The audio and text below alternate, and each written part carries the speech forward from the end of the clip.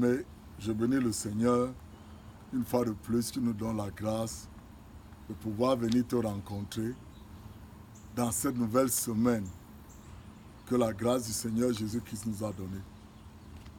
Je vais t'expliquer encore une autre dimension d'un avantage que tu as en tant que chrétien, que tu dois utiliser sur ta famille, sur ton pays, sur ton quartier, sur tout ce qui t'appartient.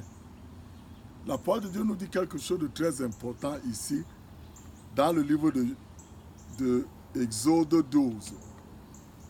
Il dit, on prendra le sang et on badigeonnera les deux montants et le linteau de la porte des maisons où il sera mangé.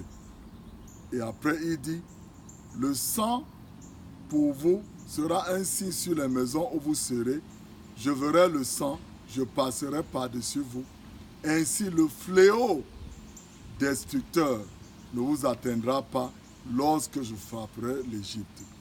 J'ai lu Exode 12, verset 7, Exode 12, verset 13.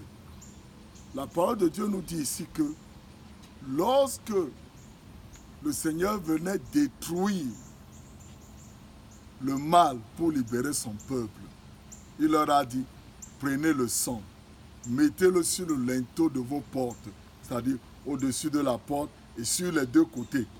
Ça fait le signe de la croix. Et il dit, lorsque l'ange de la mort, l'ange de la destruction va venir passer, à cause du fait que le sang est devant la porte, cet ange de la mort ne pourra pas entrer pour tuer. Et la parole de Dieu nous dit encore que le sang, le Lévitique 17, verset 11 dit que car le sang, c'est la vie de toute créature. Et moi, je vous ai donné afin qu'il serve à accomplir le rite d'expiation pour votre vie. Donc, chaque fois que le sang, l'ennemi allait voir le sang, comme il venait pour tuer, quand il voit le sang, il ne peut plus tuer deux fois.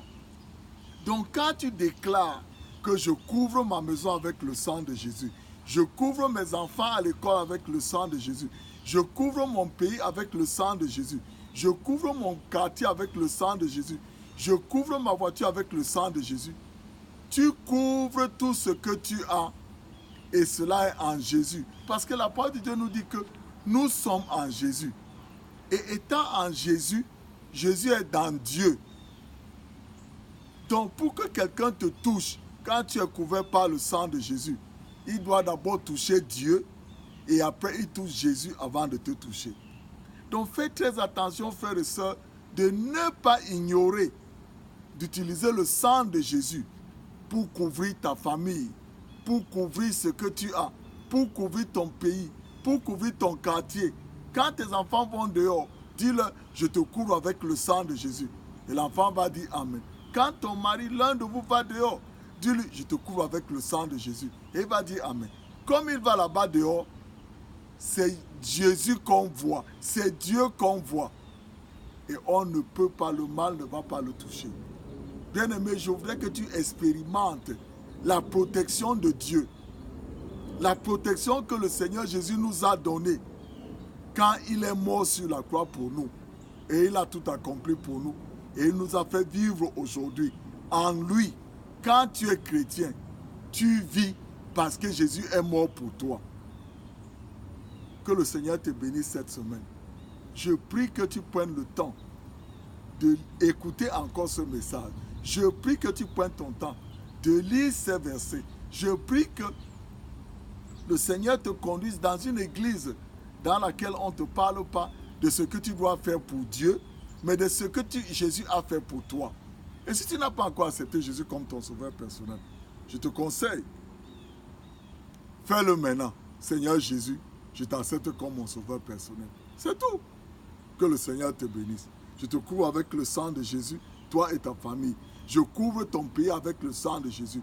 Je couvre ton quartier avec le sang de Jésus. Que le Seigneur te bénisse au nom de Jésus.